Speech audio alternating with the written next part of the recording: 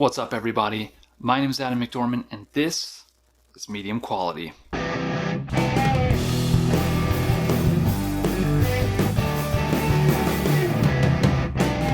Okay, I have discovered that in this stage of my life, if I wait until I have the mental bandwidth to sit down and write a script for like a full review for an album, it ain't gonna happen. I may never make another video ever again. And I've already said that I am not really interested in writing reviews in the traditional sense. I'm looking for an angle. I'm looking for a narrative that ties together all of the stuff that I listen to.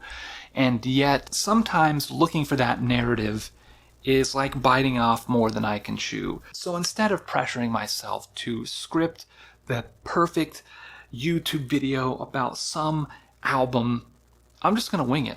I've pulled a collection of records off the shelf that are a little outside of what you usually see on this channel, and I just want to talk about why I have them. It might come as a bit of a surprise to people who watch my YouTube videos that I actually do listen to music outside of progressive rock and, well, progressive rock. Actually, if I find one of these random threads in my musical interest and pull on it, more often than not, what's at the very end of that thread is something related to video games. And I had this realization all over again a couple weeks back when I saw this TikTok video of someone playing drums to this song from the Sonic the Hedgehog 1 soundtrack. And I was like, hold up. I recognize that sound.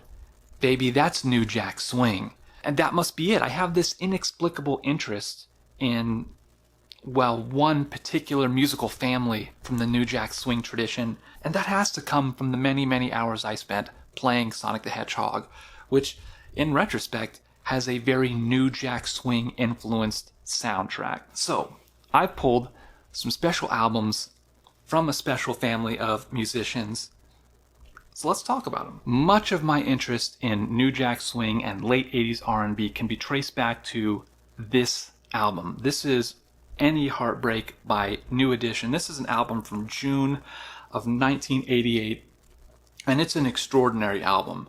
In fact, I would say that it's very, very close to a perfect R&B album, and so much of what has come out of R&B since then is influenced by the sounds and production that this album presented to the world. And of course, it also happens to be an album I was listening to quite a bit around the time that my daughter was born, and for that reason alone, this thing is stuck in my head like cement. This will always hold a special place in my heart because I have these extremely intense emotions associated with this album. Now, I have a full review of this record on my channel. I'll post a link to it. But suffice to say that if you have not heard this album, you need to. It is a must. So my interest in that album led me down a rabbit hole of other related albums in the New Edition family.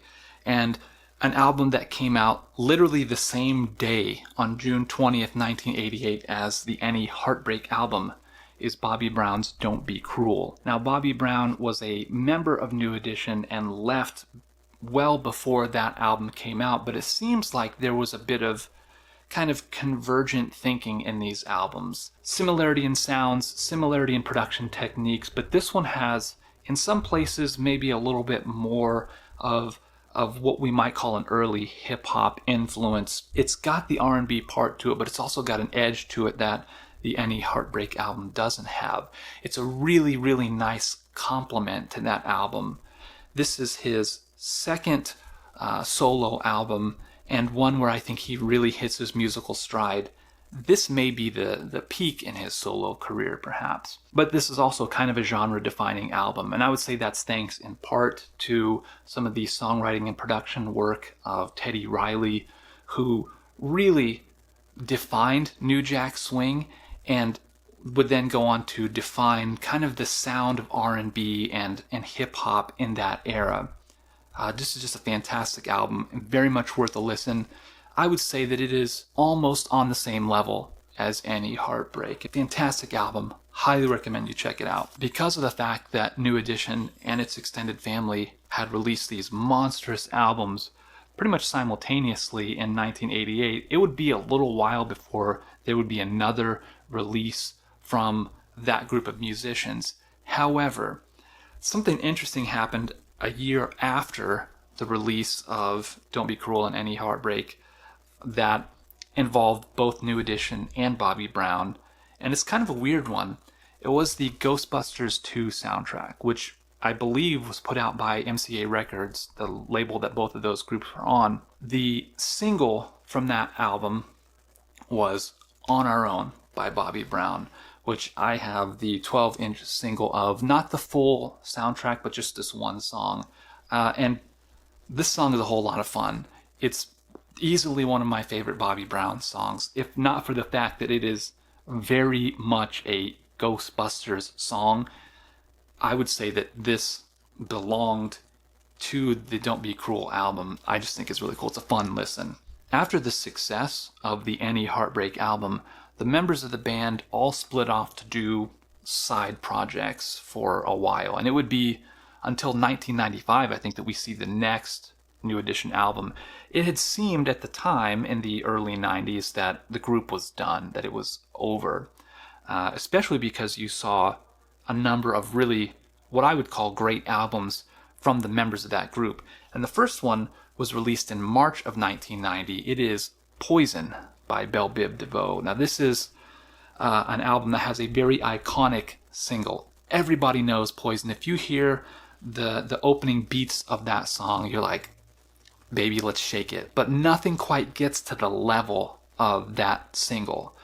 And out of the side projects released by members of the New Edition family, I would say that this one is probably the weakest. Like I said, it's a fun album, it's a good listen, but it's just not the one that is going to hit my turntable when I'm jonesing for that sound. About a month later, in April of 1990, we get Johnny Gill.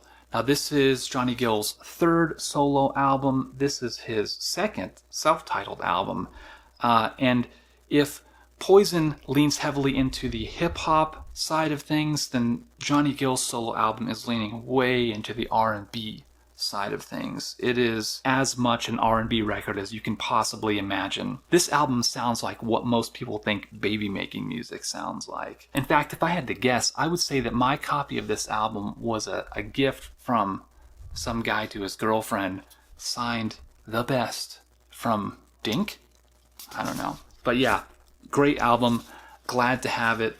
Then a few months after that, in November of 1990, we get Ralph Tresvant's first solo album. This album kind of splits the difference between the new jack swing early hip-hop sound of like Bobby Brown and the soulful R&B sound of a Johnny Gill. It's kind of right in the middle there. But I think this one stands toe-to-toe with Johnny Gill's solo album. Yes, neither of those maybe get to the level of a Don't Be Cruel, or certainly not Any Heartbreak itself. But when you listen to that album so many times that you need something else, I think the next go-to albums would be this one and the Johnny Gill album. I happen to think that this album is underrated. And I don't know if it's because it was the third album from the New Edition family to release in 1990, that this one just didn't get the attention it deserved.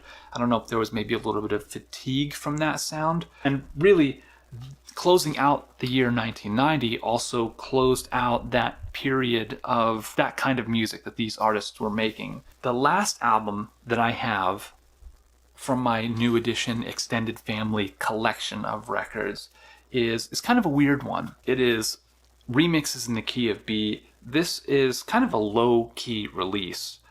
This came out in December of 1993, so many years later. This is a collection of remixed, kind of reimagined versions of songs from Bobby Brown's Bobby album from 1992. And while the Bobby album didn't quite hit for me, or at least it hasn't yet as I've been exploring this group's music, this one did. And I think the reason for it is that the Bobby album is trying to push forward. He's very much trying to move into the future of R&B. And I don't know that there was space in the future of R&B for Bobby Brown. This album is a little bit backwards looking. To me, this is more of a New Jack Swing album than like a mid-90s R&B album. But it's also not the full release. It is very clearly just a record full of remixes in a generic sleeve. I think when it actually came out, it was in a black sleeve with a nice big hype sticker on it, which I don't have. I just discovered this album maybe a month or two ago and have found it to be kind of the end point of a very particular type of music from a very particular period from an extraordinarily talented group of individuals who just happen to be all in the same group.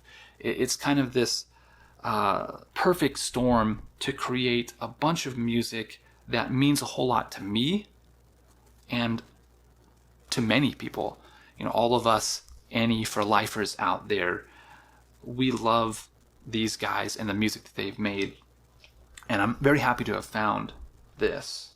So to kind of finish this video up, you know, I've noticed searching for these albums over the past almost 3 years at this point, these albums are not super easy to come by, especially on vinyl. I would really love to see all of this stuff get lovingly reissued on higher quality vinyl, maybe even some, dare I say it, deluxe editions of these that are double LPs with extra tracks included. I know every single one of these albums has been reissued in CD and digital formats in these extended editions that have a bunch of really great remixes and extended tracks that for some of them are like the definitive version of the song in my mind. And the fact that the only way to get these onto your turntable is to go online and find, you know, fairly beat up copies that have handwritten notes on them from back in the 80s is a real shame. I mean, these albums deserve to be heard, and I think they deserve to be reissued and so that people can actually get a hold of them. I mean, I've only been on this tip for about 3 years now. This music still holds up. In fact, we wouldn't have had 24 Karat Magic by Bruno Mars if not for these albums. People want this kind of music, and it just isn't out there. And until someone gets the rights to reissue these on vinyl, I'll be happy with what I got. That's going to do it for this video, guys. If you enjoyed it, make sure you give it a thumbs up. If you want to see more, make sure you hit the subscribe button. And if for some reason you're really into what I'm doing here, I'll put a link in the description down below for some pretty cool medium quality merch. Do me a big favor and leave me a comment letting me know whether or not you like this style of video that's more laid back, because I'd love to do more of these. Until next time, guys, keep spinning that good stuff. What a time to be alive.